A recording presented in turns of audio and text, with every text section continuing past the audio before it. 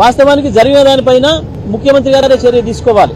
ఆయన పార్టీలో చేరిండు కాబట్టి ఇది సరైనది కాదు. రాష్ట్రంలో మన పరువు పోతుంది, ప్రభుత్వం పరువు పోతుంది. లా అండ్ ఆర్డర్ దెబ్బతింటే ప్రభుత్వం పరువు పోద్దన్న సోయి ఉండాలి ముఖ్యమంత్రికి. కానీ ముఖ్యమంత్రికి ఆ సోయి లేదు. ఇంకా ఎందుకు అంటే ముఖ్యమంత్రికి ఆ స్థాయి రాలే ఆయనకు వ్యక్తిగా.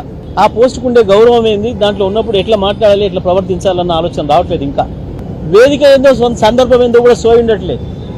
బడి పిల్లల దగ్గరికి పోయి కేసీఆర్ గురించి, కేటీఆర్ గురించి బూతులు మాట్లాడతాడు. పిసిసి అధ్యక్షుడి ప్రమాణ స్వీకారంలోకి పోయి చిల్లర మాటలు, మేము చింతపండు చేస్తామని చెప్పినాం, మేము వచ్చి ఇంటికి వచ్చి తన్నినాం, ఇప్పుడు ఏడుస్తున్నారు. తన్నడమే మొదలు పెడితే పెద్ద లెక్క కాదు. మీ లెక్క కాదు, గుర్తుపెట్టుకోండి. ఎందుకంటే ఉద్యమాలు చేసి వచ్చిన అనుభవం మాది, పోలీసు దాడిని ఎదుర్కొని వచ్చిన అనుభవం మాది, అన్ని రకాల కుట్రల్ని తట్టుకొని వచ్చిన అనుభవం మాది. మీలాగా చిల్లర వ్యవహారం కాదు. ఈ వీపు చింతపండులు ఇంకోటి భాష మానుకో రేవంత్ రెడ్డి గారు. ఇది మంచిది కాదు. ఒక సామెత ఉంది, నోరు మంచిదైతే ఊరు మంచిదైతుంది, నాలుక మంచిగా ఉంటే వీపు నిమ్మలంగా ఉంటుంది అని. నీ నాలుక మంచిగా పెట్టుకోకపోతే నువ్వు అన్న పని నీకు జరుగుతుంది, ఇతరులకు జరగదు. కింద జరుగుతాయి, కార్యకర్తలు ఎక్కడన్నా ఒక చోట ఎవరైనా చేయొచ్చు, కానీ దాన్ని సరిదిద్దాల్సిన బాధ్యత ఉన్నత స్థాయిలో ఉన్న వాళ్ళుగా మన మీద ఉంటుంది. అది కూడా సోయి లేకుండా కార్యకర్తలను రెచ్చగొట్టే పద్ధతుల్లో, పోలీసులను అవమానించే పద్ధతుల్లో, లేదా కింది స్థాయి పోలీసులకు ఒక రాంగ్ డైరెక్షన్ ఇచ్చే పద్ధతుల్లో ముఖ్యమంత్రి మాట్లాడుతున్న మాటలు, ఆయన చర్యలు ఈ రాష్ట్రంలో శాంతి భద్రతలు భంగం కలగడానికి కారణమవుతున్నాయి. ఈ రాష్ట్రంలో హత్యలు పెరిగిపోతున్నాయి, దోపిడీలు పెరిగిపోతున్నాయి, మానభంగాలు పెరిగిపోతున్నాయి. అంటే కారణం 100% ముఖ్యమంత్రి పరిపాలన తీరు, ముఖ్యమంత్రి ప్రవర్తన తీరే దీనికి కారణం.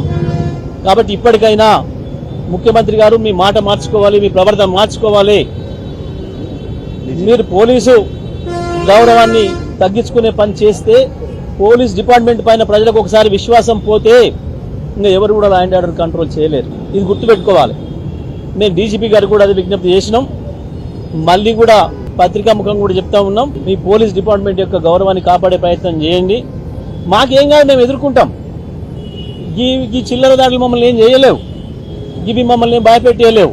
కానీ రాష్ట్రం భవిష్యత్తు గురించి ఆలోచిస్తూ ఉన్నారు కేసీఆర్ గారు. ఈ జరిగే ఇన్సిడెంట్స్ అన్ని కూడా, జరిగే సంఘటనలు అన్ని కూడా, ఈ రాష్ట్రంలో శాంతి భద్రతలకు సంబంధించిన రిపోర్ట్ అంతా కూడా బయట నుంచి వచ్చే ఇన్వెస్టర్స్ చూస్తారు, బయట ప్రపంచం చూస్తుంది. ఏం జరుగుతుంది హైదరాబాద్లో, ఏం జరుగుతుంది తెలంగాణలో, దాని గురించి ఆందోళన చెందుతున్నారు కేసీఆర్ గారు. ఈ చిల్లర దాడులకు పెద్ద ఇష్యూ కాదు, బీఆర్ఎస్ కార్యకర్తలకు కొత్త ఏమీ కాదు. ఇవి ఎదుర్కొంటాం. కానీ రాష్ట్రం గౌరవం ఏంది, పోలీస్ డిపార్ట్మెంట్ గౌరవం ఏంది అనేది సమస్య. దీన్ని కాపాడుకోవాల్సిన బాధ్యత తప్పకుండా డీజీపీ గారి పైన, వారి కమిషనర్ల పైన ఉంది. మేము అదే విషయాన్ని స్పష్టంగా చెప్పినాం. ఈ 4 ఇన్సిడెంట్లలో ఏదైతే పోలీసుల పాత్ర ఉందో దానిపైన విచారణ చేసి బాధ్యులపైన తగిన చర్యలు తీసుకోవాలని చెప్పి